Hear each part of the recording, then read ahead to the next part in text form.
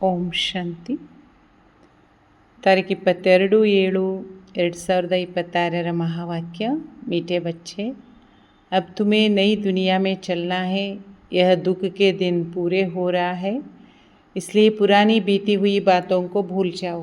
ಮಧುರ ಮಕ್ಕಳೇ, ಈಗ ನೀವು ಹೊಸ ಜಗತ್ತಿನೆಡೆಗೆ ಹೋಗಬೇಕಾಗಿದೆ. ಈ ದುಃಖದ ದಿನಗಳೀಗ ಪೂರ್ಣವಾದವು. ಆದ್ದರಿಂದ ಈ ಹಳೆಯ ಕಳೆದು ಹೋಗಿರುವ ಎಲ್ಲ ಮಾತುಗಳನ್ನು ಮರೀತಾ ಹೋಗಿ. प्रश्न, तुम कर्मयोगी बच्चों को कौन सा अभ्यास निरंतर करना चाहिए? कर्मयोगी ಮಕ್ಕಳಾದ ನೀವು ಯಾವ ಅಭ್ಯಾಸವನ್ನು ನಿರಂತರವಾಗಿ ಮಾಡಬೇಕು? उत्तर, अभी अभी शरीर निर्वाह अर्थ देह में आए और अभी अभी देही अभिमानी। देह की स्मृति बगैर कर्म तो हो नहीं सकता, इसलिए अभ्यास करना है कि कर्म किया, देह अभिमानी बने, फिर देही अभिमानी बन जाओ। ऐसा अभ्यास तुम बच्चों के सिवाय दुनिया में कोई कर नहीं सकता। ಉತ್ತರದಲ್ಲಿ ಬಾಬಾ ಹೇಳ್ತಿದ್ದಾರೆ, ಈಗೀಗ ಶರೀರ ನಿರ್ವಾಹ ಅರ್ಥ ದೇಹದಲ್ಲಿ ಬಂದು ಈಗೀಗ ದೇಹಿ ಅಭಿಮಾನಿ ಆಗೋದು. ದೇಹದ ಸ್ಮೃತಿ ಇಲ್ಲದೆ ಕರ್ಮವಂತೂ ಮಾಡಲಿಕ್ಕಾಗಲ್ಲ. ಆದ್ದರಿಂದ ಅಭ್ಯಾಸ ಮಾಡಬೇಕು, ಕರ್ಮ ಮಾಡೋದು. ಹಾಗೆ ಕರ್ಮ ಮುಗಿಯುತ್ತಲೇ ದೇಹಿ ಅಭಿಮಾನಿ ಆಗೋದು. ಇಂಥ ಅಭ್ಯಾಸ ಮಕ್ಕಳಾದ ನೀವು ಮಾತ್ರ ಮಾಡಲಿಕ್ಕೆ ಸಾಧ್ಯ. ಜಗತ್ತಿನಲ್ಲಿ ಬೇರೆ ಇನ್ಯಾರಿಂದಲೂ ಇದು ಆಗೋದಿಲ್ಲ ಅಂತಾರೆ ಬಾಬಾ. ಗೀತೆ, ಎದ್ದೇಳಿ ಪ್ರೇಮಿಕೆಯರೇ ಎದ್ದೇಳಿ, ಇನ್ನೇನು ನವಯುಗ ಬರಲಿದೆ. ಓಂ ಶಾಂತಿ. रूहानी बाप कहते हैं, मीठे मीठे रूहों ने अथवा बच्चों ने यह गीत सुना, इसको कहा ही जाता है ज्ञान का गीत। यह गीत तो बहुत अच्छा है, तुम आत्माएं अब जाग गए हो। ಆತ್ಮಿಕ ತಂದೆ ಮಕ್ಕಳಿಗೆ ಕೇಳ್ತಾ ಇದ್ದಾರೆ, ಹೇ ಮಧುರಾತಿ ಆತ್ಮಗಳೇ, ಈ ಗೀತೆಯನ್ನು ನೀವು ಕೇಳಿದ್ರಲ್ವ? ಇದಕ್ಕೆ ಹೇಳಲಾಗುತ್ತೆ ಜ್ಞಾನದ ಗೀತೆ ಅಂತ. ಈ ಗೀತೆ ತುಂಬ ಚೆನ್ನಾಗಿದೆ ಅಂತಾರೆ ಬಾಬಾ. ಮಕ್ಕಳೇ, ನೀವೆಲ್ಲ ಈಗ ಜಾಗೃತರಾಗಿದ್ದೀರಲ್ವ? ड्रामा के राज को भी अभी तुम जान गए हो। भक्ति मार्ग का तो कौतुक देख लिया है, जो कुछ बीता वो तुम्हारे बुद्धि में है।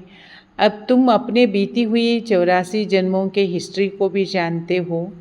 बाप ने 84 जन्मों की कहानी सुनाया है। यह नई दुनिया के लिए नई बातें हैं। ಬಾಬಾ ಹೇಳ್ತಿದ್ದಾರೆ, ನಾಟಕದ ರಹಸ್ಯವನ್ನಂತೂ ನೀವು ತಿಳ್ಕೊಂಡಿದ್ದೀರಾ. ಭಕ್ತಿ ಮಾರ್ಗದ ಎಲ್ಲ ವಿಚಾರಗಳೂ ಕೂಡ ನಿಮ್ಮ ಬುದ್ಧಿಯಲ್ಲಿ ಇರ್ಬೋದು ಈಗ. ಯಾಕೆ ಅಂತಂದರೆ ಕಳೆದು ಹೋಗಿರುವಂಥ 84 ಜನ್ಮಗಳ ಇತಿಹಾಸವನ್ನೇ ನೀವು ತಿಳ್ಕೊಂಬಿಟ್ಟಿದ್ದೀರಾ. ಬಾಬಾ ತಿಳಿಸ್ಕೊಡ್ತಿದ್ದಾರೆ, 84 ಜನ್ಮಗಳ ಕಥೆಯನ್ನು ಕೇಳಿದ್ದಾಯಿತು.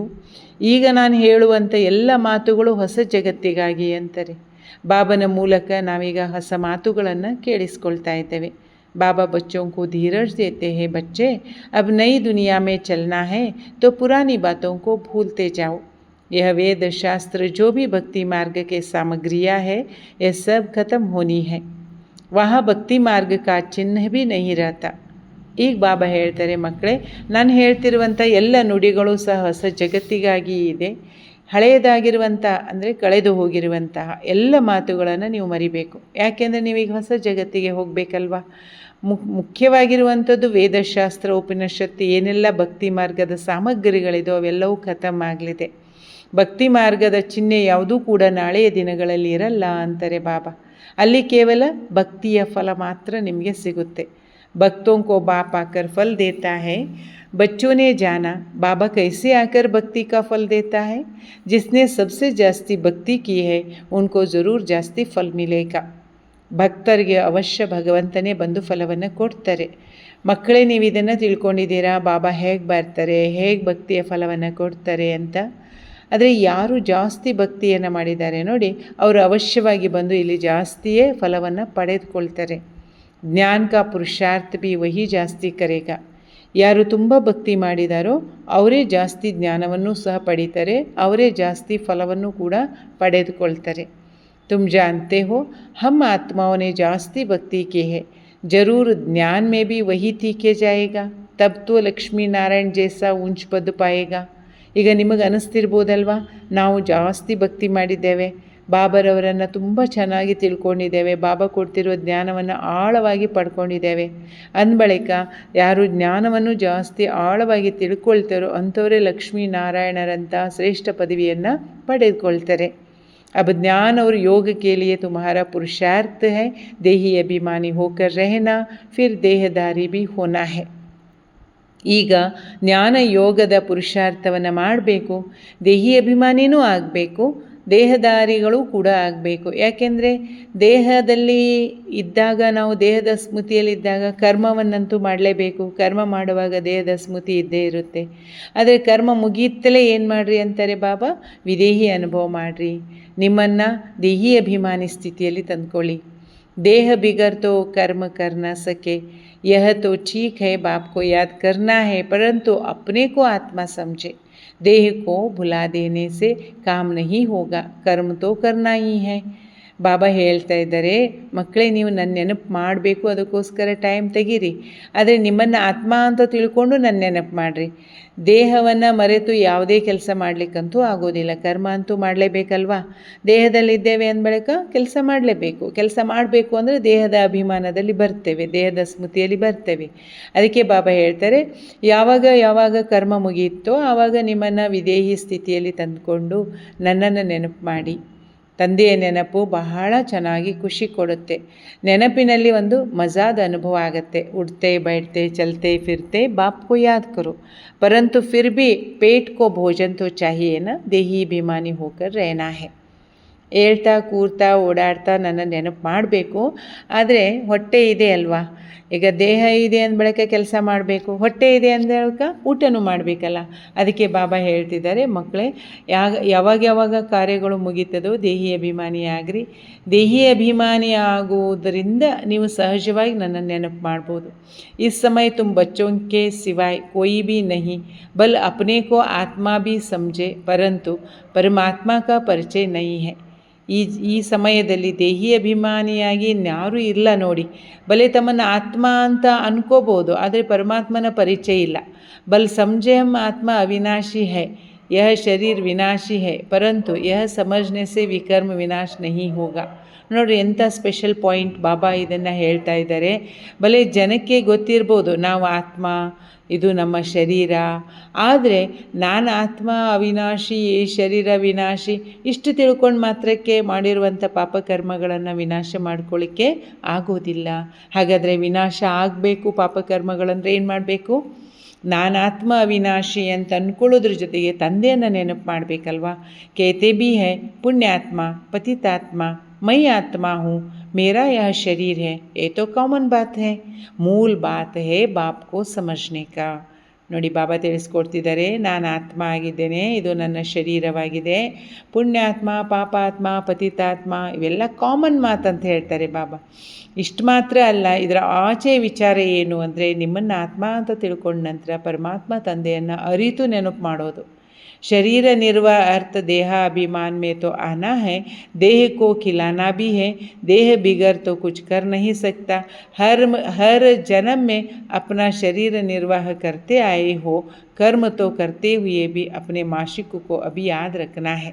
ಬಾಬಾ ಹೇಳ್ತಾರೆ, ದೇಹಾಭಿಮಾನದಲ್ಲಿ ಬರಲೇಬೇಕಾಗತ್ತೆ. ಯಾಕೆ ಅಂದರೆ ಶರೀರ ಇದೆ, ಶರೀರ ನಿರ್ವಾಹ ಕಾರ್ಯ ಮಾಡಲೇಬೇಕು. ದೇಹದ ನೆನಪಿಲ್ಲದೆ ಕೆಲಸ ಮಾಡಲಿಕ್ಕಾಗಲ್ಲ. ದೇಹಕ್ಕೆ ನಾವು ಸಂಭಾಲನೆ ಮಾಡಲೇಬೇಕಾಗ್ತದೆ, ಉಣಿಸೋದು ತಿನ್ನಿಸೋದು. ಅದಕ್ಕೆ ಬಾಬಾ ಹೇಳ್ತಿದ್ದಾರೆ, ಮಕ್ಕಳೇ ಶರೀರ ನಿರ್ವಾಹ ಅರ್ಥ ನೀವು ಈ ಜನ್ಮ ಅಲ್ಲ, ಪ್ರತಿ ಜನ್ಮನೂ ಮಾಡ್ತಾ ಬಂದಿದ್ದೀರಾ. ಕರ್ಮ ಅಂತೂ ಮಾಡಲೇಬೇಕು. ಕರ್ಮ ಮಾಡ್ತನೂ ಕೂಡ ನೀವು ಮಾಡಬೇಕಾಗಿರೋದು ಏನು ಅಂದರೆ ಪ್ರಿಯತಮನಾಗಿರೋ ಪರಮಾತ್ಮ ತಂದೆಯನ್ನು ನೆನಪು ಮಾಡುವಂಥದ್ದು. उस माशुक का भी किसी को पूरा पता नहीं है.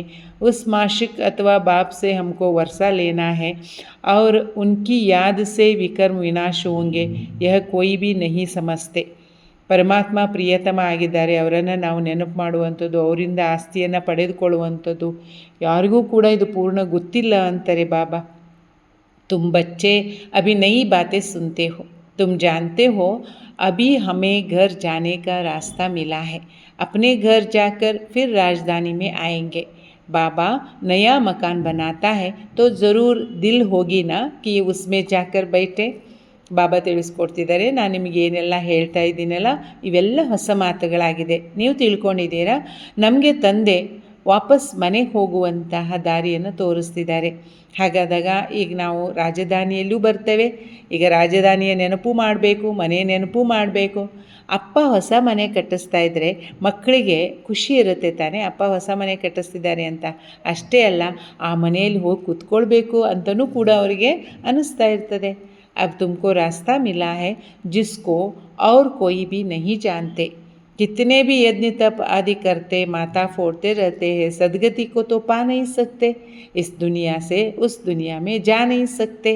यह भी समझना चाहिए. ಬಾಬಾ ಹೇಳ್ತಿದ್ದಾರೆ, ದಾರಿಯಂತೂ ನಾನೇ ನಿಮಗೆ ತೋರಿಸೋದು. ಎಷ್ಟೇ ಯಜ್ಞ ತಪ ತೀರ್ಥಯಾತ್ರೆ ಮಾಡಿದರೂ ಕೂಡ ಸದ್ಗತಿ ಪಡ್ಕೊಳ್ಳಿಕ್ಕಂತೂ ಸಾಧ್ಯ ಇಲ್ಲ. ಈ ಜಗತ್ತಿನಿಂದ ಆ ಜಗತ್ತಿನಡೆಗೆ ಹೋಗಬೇಕು ಅಂದರೆ ಬಾಬರವ್ರನ್ನ ಸಹಜವಾಗಿ ನೆನಪು ಮಾಡಲೇಬೇಕು. ಇದನ್ನು ಕೂಡ ನೀವು ತಿಳ್ಕೊಳ್ಬೇಕಾಗಿದೆ. शास्त्रों में लाखों वर्ष लिख दिया है, इसलिए मनुष्यों की बुद्धि काम नहीं करती है. तुम अच्छी रीति समझ सकते हो, कल की बात है. ಶಾಸ್ತ್ರ ಪುರಾಣಗಳಲ್ಲೆಲ್ಲ ಈ ಒಂದು ಕಲ್ಪದ ಆಯುಷ್ಯವನ್ನು ಲಕ್ಷಾಂತರ ವರ್ಷ ಅಂತ ಬರೆದಿರುವ ಕಾರಣ, ತಿಳಿದಿರುವ ಕಾರಣ, ಓದಿರುವ ಕಾರಣ ಮನುಷ್ಯರ ಬುದ್ಧಿ ಅಷ್ಟು ಕೆಲಸ ಮಾಡ್ತಾ ಇಲ್ಲ ಅಂತಾರೆ ಬಾಬಾ. ಈಗ ನೀವು ಚೆನ್ನಾಗಿ ತಿಳ್ಕೊಂಡಿದ್ದೀರಾ. ಯಾಕೆ ಅಂದರೆ ನಿನ್ನೆಯ ಮಾತುಗಳು ಬಹಳ ಸಹಜವಾಗಿ ಅರ್ಥ ಆಗ್ತಾ ಇದ್ದಾವೆ. भारत तो स्वर्ग था, हम आदि सनातन देवी देवता धर्म के थे.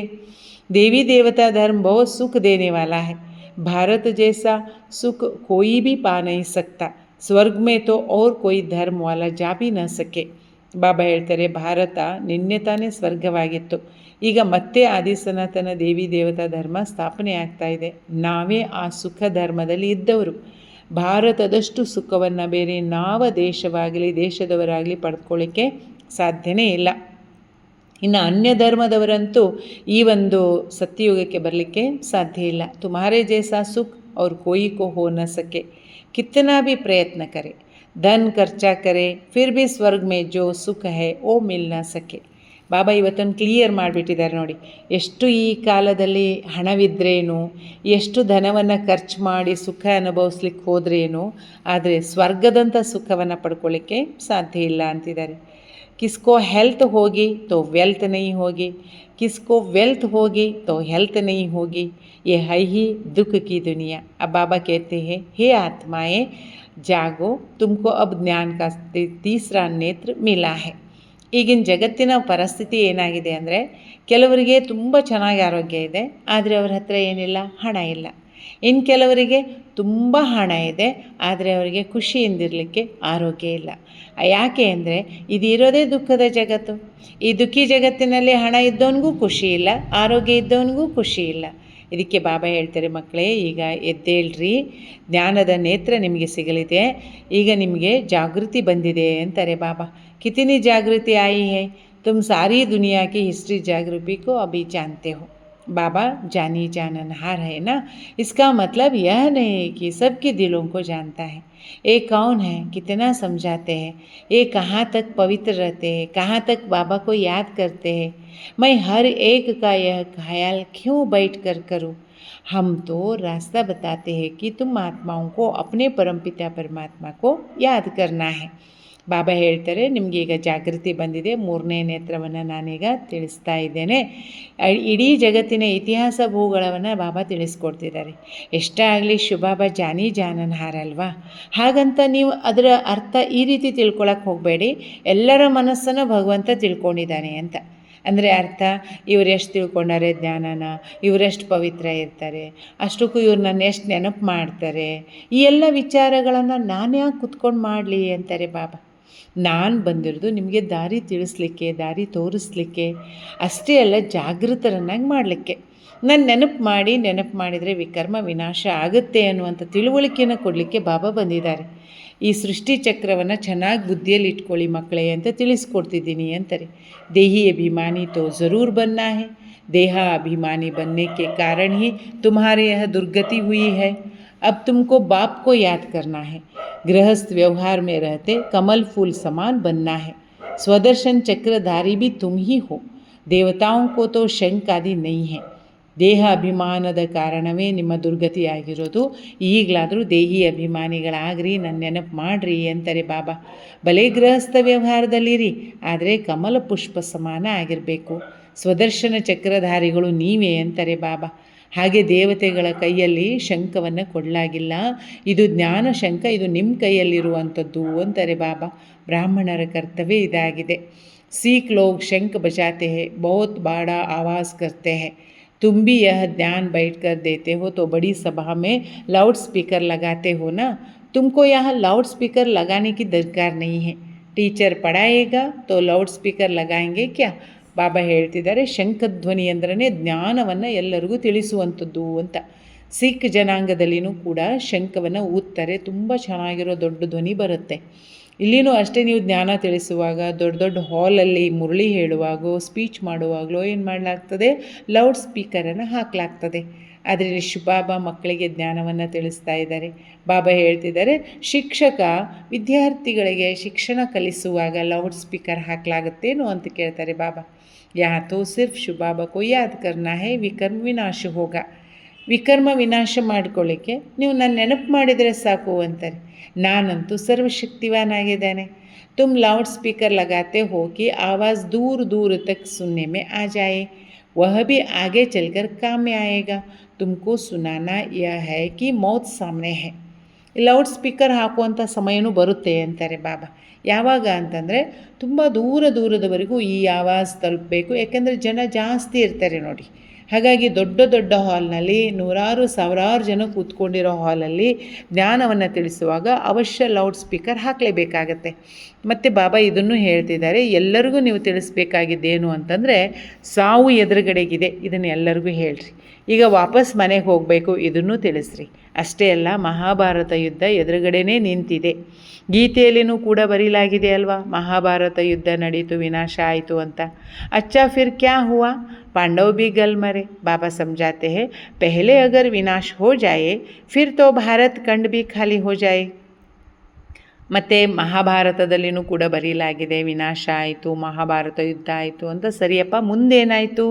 ಪಾಂಡವರಿದ್ದರು, ಅವರು ಕೂಡ ಕರಿಗಿಬಿಟ್ಟು ಹೊರಟು ಹೋದರು, ಸತ್ತು ಹೋದರು ಅಂತ ಹೇಳಿದ್ದಾರೆ. ಬಾಬಾ ತಿಳಿಸ್ಕೊಡ್ತಿದ್ದಾರೆ, ಮಕ್ಕಳೇ, ಸಂಪೂರ್ಣ ವಿನಾಶ ಆಗಿದ್ದೆ ಆದರೆ ಭಾರತ ಖಂಡವೂ ಖಾಲಿ ಆಗಿಬಿಡ್ತಿತ್ತು. भारत तो अविनाशी खंड है, खाली तो होगा नहीं. तुम जानते हो प्रलय तो होगा नहीं. ನಿಮಗೆ ಗೊತ್ತಿದೆ ಭಾರತ ಅವಿನಾಶಿ ಖಂಡ. ಹಾಗಾದರೆ ಭಾರತ ಯಾವತ್ತೂ ಕೂಡ ವಿನಾಶ ಆಗಲ್ಲ, ಬಲೆ ಪರಿವರ್ತನೆ ಆಗುತ್ತೆ. ಅವಿನಾಶಿ ಖಂಡ ಇದಾಗಿದೆ. ನಿಮಗೆ ಇದು ಕೂಡ ಗೊತ್ತಾಗಿದೆ, ಪ್ರಪಂಚದಲ್ಲಿ ಸಂಪೂರ್ಣ ಪ್ರಳಯ ಅಂತೂ ಆಗೋದಿಲ್ಲ. ಬಾಬಾ ಅವಿನಾಶಿ ಹೈ ತೋ ಉನ್ಕಾ ಬರ್ತ್ ಪ್ಲೇಸ್ ಬಿ ಅವಿನಾಶಿ ಹೈ. ಎಷ್ಟು ಚೆನ್ನಾಗಿದೆ ನೋಡಿ ಪಾಯಿಂಟು. ಬಾಬಾ ಅವಿನಾಶಿ ಅಂದ ಬಳಿಕ ಬಾಬಾ ಬಂದಿರುವಂತಹ ಬರ್ತ್ ಪ್ಲೇಸ್ ಅಂದರೆ ಭಗವಂತನ ಅವತರಣ ಭೂಮಿನೂ ಏನಾಗಿರಬೇಕು, ಅವಿನಾಶಿನೇ ಆಗಿರಬೇಕಲ್ವಾ.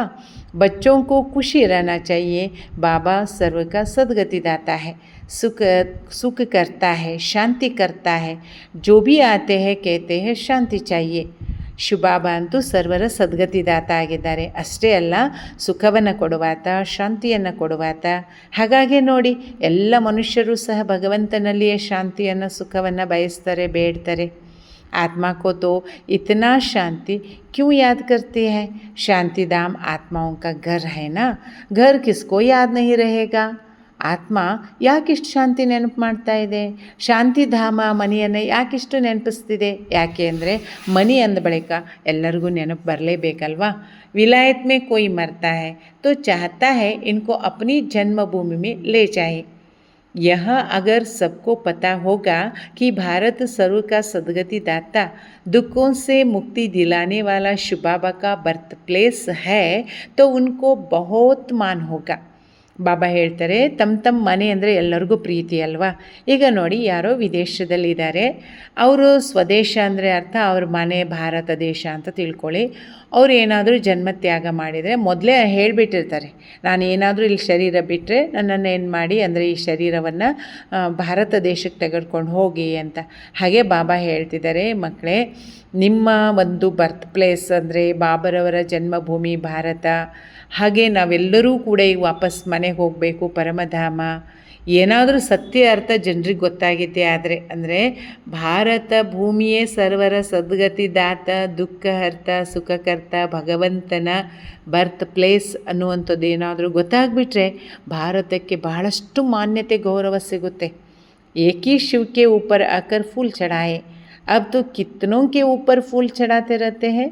जो सबको सुख शांति देने वाला है उनका नाम निशान ही गुम कर दिया है. ಸ್ಪಷ್ಟ ಮತ್ತು ಸತ್ಯ ಜ್ಞಾನ ಗೊತ್ತಾಗಿದೆ ಆದರೆ ಎಲ್ಲರ ಪ್ರೀತಿಯ ಪುಷ್ಪಗಳು ಒಬ್ಬ ಪರಮಾತ್ಮನ ಒಂದು ಮೂರ್ತಿಗೆ ಬೀಳುತ್ತೆ. ಆದರೆ ಇಲ್ಲೇನಾಗ್ಬಿಟ್ಟಿದೆ ಅಂತಂದರೆ ಭಗವಂತನೊಬ್ಬನನ್ನು ಮರೆತುಬಿಟ್ಟು ಅನೇಕರಿಗೆ ಏನು ಮಾಡ್ತಿದ್ದಾರೆ, ಹೂವನ್ನು ಹಾಕ್ತಾ ಇದ್ದಾರೆ. ಬಾಬಾ ಹೇಳ್ತಿದ್ದಾರೆ, ಎಲ್ಲರಿಗೂ ಸುಖ ಶಾಂತಿಯನ್ನು ಕೊಡುವಂತಹ ಪರಮಾತ್ಮನಾಗಿರೋ ನನ್ನನ್ನೇ ಏನು ಮಾಡಿಬಿಟ್ಟಿದ್ದಾರೆ, ಎಲ್ಲರೂ ಮರೆತುಬಿಟ್ಟಿದ್ದಾರೆ. जो बाबा को अच्छी रीति जानते हैं वही वर्षा लेने का पुरुषार्थ करते हैं. मेरा नाम ही है दुख हरता सुख करता. दुखों से लिबरेट करके क्या करेंगे? तुम जानते हो शांति धाम में शांत रहते हैं, सुख धाम में सुख है. ಬಾಬಾ ಹೇಳ್ತಿದ್ದಾರೆ, ಯಾರು ಚೆನ್ನಾಗಿ ನನ್ನನ್ನು ಅರಿತಿದ್ದಾರೋ ಅವರೇ ತುಂಬ ಚೆನ್ನಾಗಿ ಪುರುಷಾರ್ಥ ಮಾಡ್ತಾರೆ ನನ್ನಿಂದ ಆಸ್ತಿಯನ್ನು ಪಡಿಲಿಕ್ಕೆ. ನನ್ನ ಹೆಸರೇ ಆಗಿದೆ ದುಃಖಹರ್ತ ಸುಖಕರ್ತ. ದುಃಖದಿಂದ ನಮ್ಮನ್ನು ಮುಕ್ತ ಮಾಡಿದ ಮೇಲೆ ಬಾಬಾ ಏನು ಮಾಡ್ತಾರೆ, ಆರಾಮ್ಸೆ ಶಾಂತಿಧಾಮದಲ್ಲಿ ಹೋಗಿ ಕೂತ್ಕೊಳ್ತಾರೆ. ಸುಖಧಾಮದಲ್ಲಂತೂ ಸುಖ ಇದೆ, ಅದು ಮಕ್ಕಳಿಗಾಗಿ. शांतिधाम की जगह अलग है और सुखधाम की जगह अलग है. ये तो है ही दुखधाम. सबको इस समय दुख ही दुख है. ಶಾಂತಿಧಾಮದ ಜಾಗವೇ ಬೇರೆ, ಸುಖಧಾಮದ ಜಾಗವೇ ಬೇರೆ. ಸದ್ಯ ಈಗೇನಾಗಿದೆ, ದುಃಖಧಾಮವಾಗಿದೆ. ಹಾಗಾದರೆ ಎಲ್ಲರಿಗೂ ಈ ಸಮಯದಲ್ಲಿ ದುಃಖವೇ ದುಃಖ ಇದೆ. ನೀವು ಇದನ್ನು ತಿಳ್ಕೊಂಡಿದ್ದೀರಾ. ನಾವಿನ್ನೇನು ಸ್ವಲ್ಪ ಸಮಯ ಸುಖಧಾಮಕ್ಕೆ ಹೋಗಲಿದ್ದೇವೆ. ಅಲ್ಲಿ 21 ಜನ್ಮಗಳವರೆಗೆಯೂ ಕೂಡ ನಾವು ಸದಾ ಸುಖಿಯಾಗಿರ್ತೇವೆ. ಕೋಯಿ ಪ್ರಕಾರಕ ದುಃಖ ನಹಿ रहेगा. ಅಲ್ಲಿ ಯಾವ ಪ್ರಕಾರದ ದುಃಖನೂ ಇರೋದಿಲ್ಲ. ಯಾಕೆ ಅಂದರೆ नाम ही है सुखधाम. ಅದರ ಹೆಸರೇ ಆಗಿದೆ ಸುಖಧಾಮ. कितना मीठा नाम है देखो. बाप कहते हैं तुमको कोई तकलीफ़ नहीं देते, सिर्फ बाप को और वर्षे को याद करना है. ನೋಡಿ ಸುಖಧಾಮ ಸ್ವರ್ಗ ಎಷ್ಟು ಸ್ವೀಟ್ ನೇಮ್ ಅಲ್ವಾ ಅಂತಾರೆ ಬಾಬಾ. ಮತ್ತು ನಿಮ್ಗೆ ಯಾವ ಕಷ್ಟದ ಕೆಲಸನೂ ನಾನು ಕೊಡಲ್ಲ ಅಂತಾರೆ ಬಾಬಾ. ಕೇವಲ ನನ್ನನ್ನು ನೆನ್ಪು ಮಾಡಿರಿ, ಆಸ್ತಿ ನೆನ್ಪು ಮಾಡಿರಿ. ಏನು ಅನಿಸುತ್ತೆ ಬಾಬನ ನೆನ್ಪು ಮಾಡೋದು, ಆಸ್ತಿ ನೆನ್ಪು ಮಾಡೋದು ಕಷ್ಟ ಅನಿಸುತ್ತೇನು? ಇಲ್ಲ ತಾನೇ. ಅದಕ್ಕೆ ಬಾಬಾ ಹೇಳ್ತಾರೆ, ಮಕ್ಕಳೇ ಅಪ್ನೇಕೋ ಆತ್ಮ ಸಮಜ್ನಾ. ನಿಮ್ಮನ್ನು ಆತ್ಮ ಅಂತ ತಿಳ್ಕೊಂಡ್ರೆ ಎಲ್ಲದೂ ಈಸಿನೇ. ಯಹ ಜ್ಞಾನ ತುಮಕೋ ಬಾಬಾ ಸಿಕ್ಲಾ ರಹಾ ಹೈ. सतयुग में आत्मा का ज्ञान है.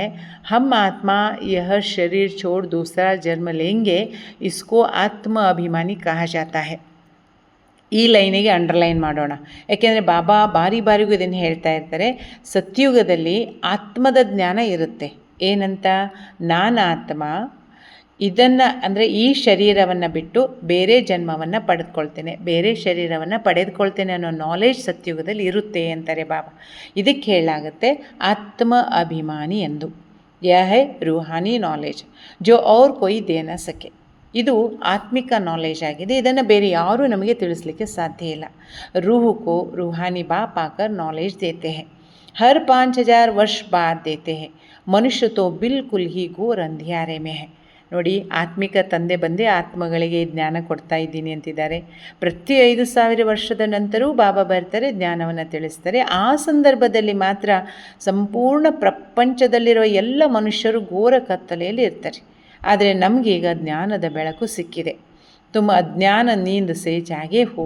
सभी सजनियों का साजन एक बाप है. बाप कहते हैं मैं तुम्हारा बाप भी हूँ, साजन भी हूँ, गुरुओं का गुरु भी हूँ, सुप्रीम टीचर भी हूँ. ನೀವೆಲ್ಲ ಆತ್ಮರೂಪಿ ಪ್ರಿಯತಮರಿ ಈಗ ಜಾಗೃತರಾಗಿದ್ದೀರಾ. ನಿಮ್ಮೆಲ್ಲರಿಗೂ ಆತ್ಮರೂಪಿ ಪ್ರಿಯತಮ ಪರಮಾತ್ಮ ನಾನಾಗಿದ್ದೇನೆ. ನಾನು ನಿಮಗೆ ತಂದೆನೂ ಹೌದು, ಪ್ರಿಯತಮನೂ ಹೌದು, ಹಾಗೆ ಗುರುಗಳಿಗೆ ಗುರುನೂ ಹೌದು, ಅಷ್ಟೇ ಅಲ್ಲ ಶಿಕ್ಷಕನೂ ಹೌದು ಅಂತಾರೆ ಬಾಬಾ. ಸರ್ವ ಗುರುओं का ಸದ್ಗತಿ ದಾತ ಏಕಿ ಸದ್ಗುರು ಹೈ. ನೋಡ್ರಿ, ಇದು ವಿಶೇಷ ಪಾಯಿಂಟ್. ಎಲ್ಲ ಗುರುಗಳಿಗೂ ಕೂಡ ಸದ್ಗತಿ ದಾತನಾಗಿರುವ ಸದ್ಗುರು ನಾನಾಗಿದ್ದೇನೆ ಅಂತಾರೆ. कहते हैं बच्चे मैं सर्व का सद्गति करता हूँ, गति के बाद सद्गति होती है. ಬಾಬಾ ಹೇಳ್ತಾರೆ, ಮಕ್ಕಳೇ ನಾನು ಎಲ್ಲರಿಗೂ ಸದ್ಗತಿಯನ್ನು ಕೊಡ್ತೇನೆ. ಅಂದರೆ ಕೇವಲ ಮಕ್ಕಳಿಗೆ ಮಾತ್ರವಲ್ಲ, ಋಷಿ ಮುನಿ ಮಹಾತ್ಮರಿಗೂ ಕೂಡ ಸದ್ಗತಿಯನ್ನು ಕೊಡುವಾತ ನಾನೇ ಆಗಿದ್ದೇನೆ. ಮೊದಲು ಗತಿ, ಆಮೇಲೆ ಸದ್ಗತಿ. ಅಂದರೆ ಮೊದಲು ಶಾಂತಿ, ಆಮೇಲೆ ಸುಖ. ಬಾಪ್ನೆ ಸಮझाया है हर एक की आत्मा को वापस जाना है. आत्मा ही सतो प्रधान, सतो रजो तमो बनती है. ಬಾಬಾ ತಿಳಿಸ್ತಿದ್ದಾರೆ, ಪ್ರತಿಯೊಬ್ಬ ಆತ್ಮನೂ ಕೂಡ ವಾಪಸ್ ಹೋಗಲೇಬೇಕು. ಆತ್ಮನೇ ಸತೋ ಪ್ರಧಾನ ಆಗುತ್ತೆ, ಅಂದರೆ ಸತೋ ರಜೋ ತಮೋ ಆಗುತ್ತೆ. कोई का बहुत थोड़ा पार्ट है, आए और गए. ನೋಡಿ, ಇದು ಸ್ಪೆಷಲ್ ಪಾಯಿಂಟ್. ಕೆಲವು ಆತ್ಮಗಳಂತೂ ತುಂಬ ಕಡಿಮೆ ಪಾತ್ರ ಇರುತ್ತೆ ಅಂತಾರೆ ಬಾಬಾ. ಎಷ್ಟು ಕಡಿಮೆ ಅಂದರೆ ಬಂದರು ಹಾಗೆ ಹೋಗಿಬಿಟ್ರು ಅಂತ. ಇದಕ್ಕೆ ಬಾಬಾ ಒಂದು ಉದಾಹರಣೆ ಕೊಡ್ತಿದ್ದಾರೆ. ಜೈಸೆ ಮಚ್ಚರು ಮುವಾಫಿಕ್ ಜನ್ಮ ಅವ್ರ ಮರೆ. ಇದಕ್ಕೆ ಒಂದು ಬೆಸ್ಟ್ ಎಕ್ಸಾಂಪಲ್ ಏನು ಅಂದರೆ ಸೊಳ್ಳೆಗಳದು ಹೇಳ್ತಿದ್ದಾರೆ ಬಾಬಾ. ಸೊಳ್ಳೆ ನೋಡ್ರಿ, ಹುಟ್ಟೋದು ತಡ ಇಲ್ಲ, ಹುಟ್ಟಿ ಆದಮೇಲೆ ಸಾಯೋದು ಕೂಡ ಅಷ್ಟೇ ಫಾಸ್ಟ್. ಐಸೆ ತೋ ಬಾಪ್ ಸೆ ವರ್ಷ ನಹಿ ಲೇತೆ ಹೇ. ಬಾಬಾ ಹೇಳ್ತಾರೆ, ಇಂಥವರೆಲ್ಲ ತಂದೆಯಿಂದ ಆಸ್ತಿ ಪಡ್ಕೊಳ್ಳಿಕ್ಕಾಗೋದಿಲ್ಲ. ಬಾಪ್ ಸೆ ವರ್ಷ ಲಿಯಾ ಜಾತಾ ಹೇ ಪವಿತ್ರತಾ ಸುಖ ಶಾಂತಿಕ. ಈಗ ಬಾಬರವರಿಂದ ಆಸ್ತಿ ಪಡ್ಕೊಳ್ಳೋದು ಯಾವುದು ನಾವೀಗ? ಪವಿತ್ರತೆ ಮತ್ತು ಸುಖ ಶಾಂತಿಯ ಆಸ್ತಿ. ಬಾಬಾ तुम आत्माओं को समझाते हैं, बाप तो है निराकार, वह भी इस मुख से आकर समझाते हैं. शिव बाबा के मंदिर भी बहुत ऊंचते ऊंच बनाते हैं. कितने दूर दूर जाते हैं तीर्थों पर, मेले पर. ऊपर में कोई ज्ञानामृत पीने का रखा है क्या? कितना खर्च करते हैं. ನೋಡಿ, ಬಾಬಾ ಹೇಳ್ತಿದ್ದಾರೆ, ಭಕ್ತಿ ಮಾರ್ಗದಲ್ಲಿ ಎಷ್ಟೆಲ್ಲ ಕಷ್ಟಪಡ್ತಾರೆ. ಶಿವಬಾಬರವರ ಮಂದಿರವನ್ನು ಎಷ್ಟು ಎತ್ತರದಲ್ಲಿ ಕಟ್ಟಿಸ್ತಾರೆ, ಎಷ್ಟು ದೂರ ಹೋಗ್ತಾರೆ ತೀರ್ಥಗಳಿಗೆ, ಅಂದರೆ ತೀರ್ಥಯಾತ್ರೆ, ಜಾತ್ರೆ, ಮೇಳಗಳಲ್ಲೆಲ್ಲ. ಮತ್ತು ತುಂಬ ಎತ್ತರದಲ್ಲಿ ಹೋಗ್ತಾರೆ. ಬಾಬಾ ಹೇಳ್ತಾರೆ, ಅಲ್ಲೇನಾದರೂ ಜ್ಞಾನಾಮೃತ ಕುಡಿಲಿಕ್ಕೆ ಇಟ್ಟಿದ್ದಾರೇನೋ, ಎಷ್ಟು ಖರ್ಚು ಮಾಡ್ತಾರೆ ನೋಡಿ. ಗೌರ್ಮೆಂಟ್ ಕೋ ಭಿ ಉನ್ಹೋं के लिए कितने प्रबंध आदि रखना पड़ते हैं, तकलीफ होते हैं ना. ಈ ಯಾತ್ರೆಗೆ ಮಾಡಲಿಕ್ಕೆ ಯಾತ್ರಿಕರು ಬರ್ತಾರಲ್ವ, ಅಂಥ ಸಂದರ್ಭದಲ್ಲಿ ಸರ್ಕಾರವು ಕೂಡ ಎಷ್ಟೆಲ್ಲ ಪ್ರಬಂಧ ಮಾಡಬೇಕಾಗತ್ತೆ, ವ್ಯವಸ್ಥೆ ಮಾಡಬೇಕಾಗತ್ತೆ. ಯಾಕೆಂದರೆ ಕಷ್ಟ ಆಗುತ್ತಲ್ವ ಅಲ್ಲಿ. यहाँ तीर्थों पर छोटे बच्चों को कैसे ले जाएंगे. बच्चों आदि को भी कोई न कोई को संभालने के लिए दे जाते हैं, साथ में नहीं ले जाते हैं. 2-3 मास यात्रा करते हैं. यहाँ तुम आते हो, तुमको बैठकर सुनना है, पढ़ना है. ತೀರ್ಥಯಾತ್ರೆಗೆ ಹೋಗಲಿಕ್ಕೆ ಯಾರೆಲ್ಲ ಯಾತ್ರಿಕರು ಹೋಗೋರು ಇರ್ತಾರಲ್ವ, ಅವರೆಲ್ಲ ತಮ್ಮ ಮಕ್ಕಳನ್ನೆಲ್ಲ ಕರ್ಕೊಂಡು ಹೋಗ್ಲಿಕ್ಕಾಗಲ್ಲ ನೋಡಿ. 2-3 ತಿಂಗಳ ಯಾತ್ರೆ ಮಾಡಬೇಕು ಅಂದರೆ ಬೇರೆದವ್ರ ಕೈಯಲ್ಲಿ ಸಂಭಾಲನೆ ಮಾಡಲಿಕ್ಕೆ ಮಕ್ಕಳನ್ನು ಕೊಟ್ಟು ಹೋಗ್ತಾರೆ. ಬಾಬಾ ಹೇಳ್ತಾರೆ, ಮಕ್ಕಳೇ ನೀವಿಲ್ಲಿ ಬಂದು ಕೂತ್ಕೊಳ್ಳೋದು ಮತ್ತು ಓದೋದು. ಛೋಟೆ ಬಚ್ಚೆ ತೋ ನಹಿ ಸುನೇಂಗೆನಾ. ಈ ಜ್ಞಾನವನ್ನು ಚಿಕ್ಕ ಮಕ್ಕಳಂತೂ ಕೇಳೋಕ್ಕಾಗಲ್ಲಲ್ವ. ಯಹಾ ತುಮ್ ಆಯೇ ಹಿ ಹೋ ಯೋಗ और ज्ञान सीखने. बाबा बैठ ज्ञान सुनाते हैं तो कोई आवाज़ आदि नहीं होना चाहिए. ಬಾಬಾ ಹೇಳ್ತಾರೆ, ಮಕ್ಕಳೇ ನೀವು ಇಲ್ಲಿ ಬಂದಿರೋದೇ ಯೋಗ ಜ್ಞಾನವನ್ನು ಕಲಿಯೋದಕ್ಕೋಸ್ಕರ. ನಾನು ನಿಮ್ಮ ಸಮ್ಮುಖದಲ್ಲಿ ಕೂತ್ಕೊಂಡು ಜ್ಞಾನ ಹೇಳ್ತಿದ್ದೀನಿ ಅಂದ ಬಳಿಕ ಇಲ್ಲಿ ಬೇರೆ ಯಾವ ಆವಾಜು ಆಗಬಾರ್ದು ಅಂತಾರೆ ಬಾಬಾ. ನೈತು ಅಟೆನ್ಷನ್ ಜಾತಾ ಹೇ, ಇಲ್ಲ ಅಂದರೆ ಗಮನ ಏನಾಗ್ಬಿಡ್ತದೆ, ಅತ್ತಿತ್ತ ಹೋಗಿಬಿಡ್ತದೆ. ಅದಕ್ಕೆ ಬಾಬಾ ಎಷ್ಟೋ ಸಲ ಮುರಳಿಯಲ್ಲಿ ಹೇಳಿದಾರಲ್ವ, ಜ್ಞಾನದ ತರಗತಿಯಲ್ಲಿ ಯೋಗ ಮಾಡುವಂಥ ಸಂದರ್ಭದಲ್ಲಿ ಚಿಕ್ಕ ಮಕ್ಕಳು ಡಿಸ್ಟರ್ಬ್ ಮಾಡಬಾರ್ದು, ಅಂದರೆ ನೀವು ಅಂಥ ಸಂದರ್ಭದಲ್ಲಿ ಮಕ್ಕಳನ್ನ ಕರೆತರಬಾರ್ದು ಅಂತ. ಅದಕ್ಕೆ ಬಾಬಾ ಉದಾಹರಣೆ ಕೊಟ್ಟರು. ತೀರ್ಥಯಾತ್ರೆ ಮಾಡಲಿಕ್ಕೆ ಹೋಗುವಂಥವ್ರು ತಮ್ಮ ಮಕ್ಕಳನ್ನ ಏನು ಮಾಡ್ತಾರೆ, ಮನೆಯಲ್ಲಿ ಬಿಟ್ಟು ಸಂಭಾಲನೆ ಮಾಡೋರ ಕೈಯಲ್ಲಿ ಕೊಟ್ಬಿಟ್ಟು ಯಾತ್ರೆ ಮಾಡ್ಕೊಂಡು ಬರ್ತಾರೆ. ಅಂದ್ಬಳಕ್ಕೆ ನಾವು ಕೂಡ ಇಂಥ ಒಂದು ಜ್ಞಾನ ಮತ್ತು ಯೋಗವನ್ನು ಅಧ್ಯಯನ ಮಾಡಲಿಕ್ಕೆ ಹೋದಾಗ ನಾವು ಏನು ಆಗಬಾರ್ದು, ಚಿಕ್ಕ ಮಕ್ಕಳನ್ನೆಲ್ಲ ಕರ್ಕೊಂಡು ಹೋಗಬಾರ್ದು. ಒಂದು ವೇಳೆ ಅಲ್ಲಿ ಶಬ್ದ ಆಯಿತು ಅಂದರೆ ಎಲ್ಲರದು ಗಮನ ಏನಾಗ್ಬಿಡ್ತದೆ, ಶಬ್ದದ ಕಡೆ ಹೋಗುತ್ತೆ. ಅಟೆನ್ಷನ್ ಚಲಾಪಿಲಿ ಆಗಿಬಿಡುತ್ತೆ. ಶಾಂತಿ ಸೆ बैठकर अटेंशन देकर सुनना होता है. योग तो बहुत सहज है. ಜ್ಞಾನ ಕೇಳೋದಾದರೂ ಕೂಡ ಭಾಳ ಶಾಂತಿಯಿಂದ, ಏಕಾಗ್ರತೆಯಿಂದ ಗಮನ ಕೊಟ್ಟು ಕೇಳಬೇಕಾಗತ್ತೆ. ಹಾಗೆ ನೋಡಿದರೆ ಜ್ಞಾನ ಯೋಗ ಎಲ್ಲ ಸಹಜನೇ. कुछ भी काम करते रहो, बुद्धि का योग वहाँ लगा रहे. बाबा की याद रहने से कमाई बहुत ज़बरदस्त होती है. तुम जानते हो, हम यवर हेल्दी बनेंगे, अपने साथ बातें करनी होती है. ಬಾಬಾ ಹೇಳ್ತಿದ್ದಾರೆ, ತಂದೆ ನೆನಪಿನಲ್ಲಿರೋದ್ರಿಂದ ತುಂಬಾ ಜಬರ್ದಸ್ತ್ ಸಂಪಾದನೆ ಆಗುತ್ತೆ. ನಿಮಗೆ ಗೊತ್ತಿದೆ, ನಾವು ಎವರ್ ಹೆಲ್ದಿ ಕೂಡ ಆಗ್ತೇವೆ. ಹೀಗೆ ನಿಮ್ಮೊಳಗೆ ನೀವೇನು ಮಾಡ್ತಾ ಇರಬೇಕು, ಮಾತಾಡ್ಕೊಳ್ತಾ ಇರಬೇಕು. ಬಾಬರವರ ನೆನಪಿನಲ್ಲಿದ್ದುಕೊಂಡು ಬಾಬಾ ಹೇಳ್ತಾರೆ, ಭೋಜನವನ್ನು ಕೂಡ ಮಾಡಬೇಕು. ಅದು ಅಡುಗೆ ನಿಮ್ಮ ಕೈಯಿಂದ ತಯಾರು ಮಾಡ್ಕೊಳ್ರಿ ಅಂತಾರೆ. हाथों से काम भी करो, बाप की याद भी करो, अपने बाप को याद करो, तुम्हारा भी कल्याण होगा और याद में रहने से चीज़ भी अच्छी बनेगी.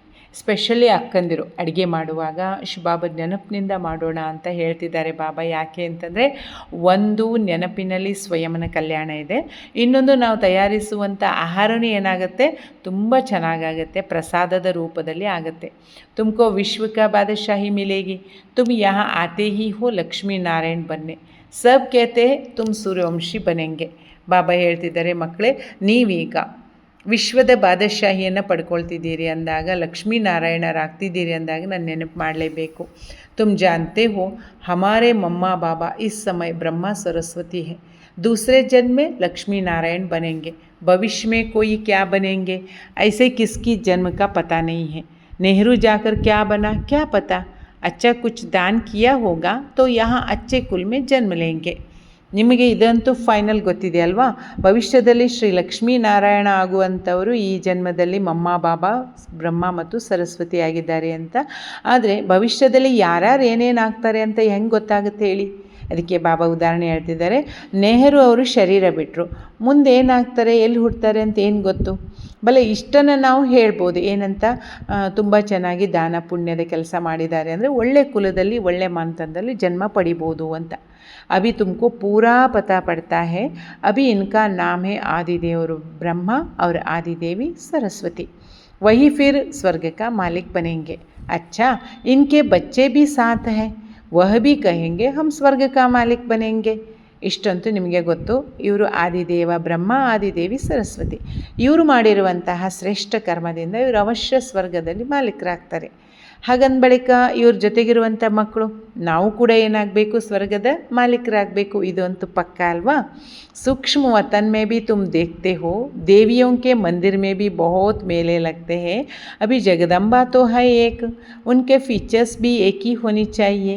मम्मा को भी तुम देखते हो, तुम बच्चों के फीचर्स है, फिर नाम रख दिया है कन्या कुमारी अदर कुमारी। तुम जानते हो हम ही बनते हैं, हम सब है ब्रह्मा कुमार कुमारिया। ಬಾಬಾ ಹೇಳ್ತಿದ್ದಾರೆ ನೋಡಿ, ಸೂಕ್ಷ್ಮವತನದಲ್ಲಿಯೂ ಕೂಡ ದೇವಿಯ ಮಂದಿರವನ್ನು ತೋರಿಸಲಾಗ್ತಿತ್ತು, ಮತ್ತು ದೇವಿಯರ ಒಂದು ಜಾತ್ರೆಗಳು ಮೇಳಗಳು. ಆದರೆ ಬಾಬಾ ಹೇಳ್ತಾರೆ ಜಗದಂಬ ಅಂತೂ ಒಬ್ಬರೇ ಆಗಿದ್ದಾರೆ ತಾನೆ, ನೀವು ಜಗದಂಬನ ಸಂತಾನರಲ್ವೇ, ನಿಮ್ಮಲ್ಲಿನೂ ಕೂಡ ಆ ಒಂದು ಸ್ಥಿತಿ ಕಾಣಿಸ್ಬೇಕಲ್ವಾ. ಕನ್ಯಾಕುಮಾರಿ ಅದರ್ ಕುಮಾರಿ ಭಲೆ ನೀವಾಗಿರ್ಬೋದು, ಆದರೆ ಬಾಬಾ ಹೇಳ್ತಿದ್ದಾರೆ ನೀವೆಲ್ಲರೂ ಬ್ರಹ್ಮ ಕುಮಾರ ಕುಮಾರಿಯರೇ. युगल भी कहते हैं हम ब्रह्मा कुमार कुमारी हैं, एक बाप के बच्चे हैं, तुम्हारा ही यादगार है। बरोबर तुम बैठे यह नॉलेज देते हो, अर्थ सहित यह दिलवाड़ा मंदिर है। ಬಾಬಾ ಹೇಳ್ತಿದ್ದಾರೆ ನೀವೆಲ್ಲರೂ ಬ್ರಹ್ಮ ಕುಮಾರ ಕುಮಾರಿಯರೇ, ಭಲೆ ಯುಗಲ್ ಆಗಿರ್ಬೋದು, ಆದರೂ ಕೂಡ ನೀವು ಬ್ರಹ್ಮ ಕುಮಾರ ಕುಮಾರಿಯರು. ಯಾಕೆ ಅಂದರೆ ನಾವೆಲ್ಲ ಒಬ್ಬ ತಂದೆ ಮಕ್ಕಳಾಗಿದ್ದೇವೆ, ಇದು ನಮ್ಮ ಯಾದಗಾರ ಆಗಿದೆ ದಿಲ್ವಾಡ ಮಂದಿರ. परंतु यह तुम ही समझा सकते हो, तुम जानते हो हम स्थापना कर रहे हैं राजयोग से श्रीमत पर भारत को स्वर्ग बना रहे हैं। ಬಾಬಾ ತಿಳಿಸ್ಕೊಡ್ತಿದ್ದಾರೆ, ಮಕ್ಕಳೇ ಇದನ್ನು ನೀವು ಮಾತ್ರ ತಿಳ್ಕೊಂಡು ಅನ್ಯರಿಗೆ ತಿಳಿಸ್ಲಿಕ್ಕೆ ಸಾಧ್ಯ. ಮತ್ತು ಸ್ಥಾಪನೆಯ ಕಾರ್ಯನೂ ಕೂಡ ನಾವು ಮಾಡ್ತಾ ಇದ್ದೇವೆ. ರಾಜಯೋಗ ಅಭ್ಯಾಸದ ಅಧ್ಯಯನದಿಂದ ಹಾಗೂ ಶ್ರೀಮತದ ಅನುಸಾರ ನಡೆಯೋದರಿಂದ ನಾವು ಭಾರತವನ್ನು ಸ್ವರ್ಗ ಮಾಡ್ತಾ ಇದ್ದೇವೆ. अच्छा मीठे मीठे सिखिलदे बच्चों प्रति माता पिता बाप दादा का याद प्यार और गुड मॉर्निंग। रूहानी बाप की रूहानी बच्चों को नमस्ते। हम रूहानी बच्चों की रूहानी बाप दादा को याद प्यार और गुड मॉर्निंग। नमस्ते नमस्ते नमस्ते। शुक्रिया बाबा शुक्रिया। धारणा के लिए मुख्य सार, फर्स्ट पॉइंट, ज्ञान और योग पर पूरा पूरा अटेंशन देना है. ಜ್ಞಾನ ಮತ್ತು ಯೋಗದ ಕಡೆಗೆ ತುಂಬಾ ಗಮನ ಕೊಡಬೇಕು. सुनने समय बहुत शांत एकाग्रचित्त होकर बैठना है, कर्मयोगी भी बनना है.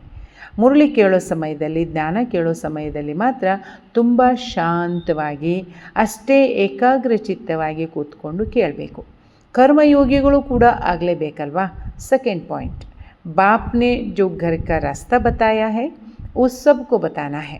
ಶಿವಬಾಬಾ ನಮಗೇನು ಮನೆಯ ಮಾರ್ಗದ ಬಗ್ಗೆ ತಿಳಿಸಿದಾರೋ ಅದನ್ನು ಎಲ್ಲರಿಗೂ ಕೂಡ ನಾವು ತಿಳಿಸ್ಬೇಕು. ಸ್ವದರ್ಶನ್ ಚಕ್ರಧಾರಿ बनने के साथ साथ ಜ್ಞಾನ ಶಂಖ भी बजाना है. ಸ್ವದರ್ಶನ ಚಕ್ರಧಾರಿಗಳಾಗುವುದರ ಜೊತೆಗೆ ಜ್ಞಾನ ಶಂಖವನ್ನು ಕೂಡ ಎಲ್ಲರಿಗೂ ತಿಳಿಸ್ಬೇಕು. ಅಂದರೆ ಜ್ಞಾನವನ್ನು ತಿಳಿಸ್ಬೇಕು, ಜ್ಞಾನ ಶಂಖ ಧ್ವನಿ ಮಾಡಬೇಕು. ವರದಾನ, महान और मेहमान, इन दो स्मृतियों द्वारा सर्व आकर्षणों से मुक्त बनने वाले उपराम व साक्षी भव. महान ಮತ್ತು ಮೆಹಮಾನ್, ಮೆಹಮಾನ್ ಅಂದರೆ ಅತಿಥಿ, ಮಹಾನ್ ಮತ್ತು ಮೆಹಮಾನ್ ಎಂಬ ಈ ಎರಡು ಸ್ಮೃತಿಯ ಮೂಲಕ ಸರ್ವ ಆಕರ್ಷಣೆಗಳಿಂದ ಮುಕ್ತರಾಗುವಂತಹ ಸಾಕ್ಷಿಯಾಗಿರಿ, ಉಪ್ರಾಮ್ ಆಗಿರಿ. उपराम व साक्षीपन की अवस्था बनाने के लिए 2 बातों पर ध्यान रखना है. ಉಪ್ರಾಮ್ ಅಥವಾ ಸಾಕ್ಷಿತನದ ಅವಸ್ಥೆಯನ್ನು ನಾವು ರೂಪಿಸ್ಕೊಳ್ಬೇಕು ಅಂತಂದರೆ ನಾವೆಲ್ಲ 2 ಮಾತುಗಳ ಕಡೆಗೆ ಗಮನ ಕೊಡಬೇಕು. ಅದೇನಪ್ಪ ಅಂದರೆ, ಒಂದು, ಏಕ್ತೋಮೈ ಮಹಾನ್ ಆತ್ಮ ಹೂँ. ಮೊದಲನೇದಾಗಿ ನಾನು ಆತ್ಮ ಏನಾಗಿದ್ದೇನೆ, ಮಹಾನ್ ಆತ್ಮ ಆಗಿದ್ದೇನೆ. ಇನ್ನು ಎರಡನೇದಾಗಿ ಮೈ ಆತ್ಮ इस पुरानी सृष्टि में व इस पुराने शरीर में मेहमान हूँ. ಎರಡನೇ ಮಾತಾಗಿದೆ, ನಾನು ಆತ್ಮ ಈ ಹಳೆಯ ಜಗತ್ತಿನಲ್ಲಿ ಈ ಹಳೆಯ ಶರೀರದಲ್ಲಿ ಅತಿಥಿಯಾಗಿದ್ದೇನೆ. इस स्मृति में रहने से स्वतः और सहज ही सर्व कमज़ोरियाँ व सर्व लगावों की आकर्षण समाप्त हो जाएगा. ಒಂದು, ನಾನು ಮಹಾನ್ ಆತ್ಮ ಆಗಿದ್ದೇನೆ. ಇನ್ನೊಂದು, ನಾನು ಆತ್ಮ ಈ ಹಳೆಯ ಜಗತ್ತಿನಲ್ಲಿ ಹಾಗೂ ಈ ಹಳೆಯ ಶರೀರದಲ್ಲಿ ಅತಿಥಿಯಾಗಿದ್ದೇನೆ. ಈ ನೆನಪಿನಿಂದಲೇ ಸ್ವತಃ ಮತ್ತು ಸಹಜ ಎಲ್ಲ ದುರ್ಬಲತೆಗಳು ಅಥವಾ ಎಲ್ಲ ಎಳೆತ ಸೆಳೆತಗಳ ಆಕರ್ಷಣೆಗಳು ಸಮಾಪ್ತಿಯಾಗಿಬಿಡ್ತವೆ. महान समझने से जो साधारण कर्म व संकल्प संस्कारों के वश चलते हैं वो परिवर्तित हो जाएगा. ಮಹಾನ್ ಅಂತ ತಿಳ್ಕೊಳ್ಳೋದ್ರಿಂದ ಏನೆಲ್ಲ ಸಾಧಾರಣ ಕೆಲಸ ಮಾಡ್ತಿದ್ವಿ ಹಾಗೂ ಸಾಧಾರಣ ಸಂಕಲ್ಪ ಸಂಸ್ಕಾರಗಳಿಗೆ ವಶವಾಗಿ ನಡೀತಿದ್ವಿ ಅಲ್ವಾ, ಅದೆಲ್ಲವೂ ನಮ್ಮೊಳಗಡೆಗೆ ಏನಾಗ್ಬಿಡ್ತದೆ, ಪರಿವರ್ತಿತ ಆಗಿಬಿಡ್ತದೆ. ಮಹಾನ್ ಮತ್ತು ಮೆಹಮಾನ್ ಈ ರೀತಿ ತಿಳಿದುಕೊಂಡು ನಡೆಯೋದ್ರಿಂದ ಮಹಿಮೆಗೆ ಯೋಗ್ಯರಾಗ್ತೇವೆ. अच्छा स्लोगन, सर्व की शुभ भावना और सहयोग की बूंद से बड़ा कार्य भी सहज हो जाता है. ಸ್ಲೋಗನ್ ಆಗಿದೆ, ಎಲ್ಲರ ಶುಭ ಭಾವನೆ ಹಾಗೂ ಸಹಯೋಗದ ಹನಿಯಿಂದ ದೊಡ್ಡ ಕಾರ್ಯವೂ ಕೂಡ ಸಹಜವಾಗಿ ನೆರವೇರುತ್ತೆ. ಎಲ್ಲರ ಶುಭ ಭಾವನೆ ಮತ್ತು ಸಹಯೋಗದ ಹನಿ ಒಂದು ಇದ್ದಿದ್ದರೆ ಸಾಕು, ಎಂಥ ದೊಡ್ಡ ದೊಡ್ಡ ಕೆಲಸಗಳೂ ಕೂಡ ಏನಾಗ್ತವೆ, ಸಹಜವಾಗಿ ನೆರವೇರ್ತವೆ. ಅವ್ಯಕ್ತ ಇಶಾರಾ, ಜ್ವಾಲಾ ಸ್ವರೂಪ ಸ್ಥಿತಿ में रहकर ಶಕ್ತಿಶಾಲಿ ಯಾದ್ का ಅನುಭವ ಕರೋ. ಜ್ವಾಲಾ ಸ್ವರೂಪದ ಸ್ಥಿತಿಯಲ್ಲಿದ್ದುಕೊಂಡು ಶಕ್ತಿಶಾಲಿ ನೆನಪಿನ ಅನುಭವ ಮಾಡಬೇಕು. ಇದು ಈ ತಿಂಗಳಿನ ಅವ್ಯಕ್ತ ಇಶಾರಾ.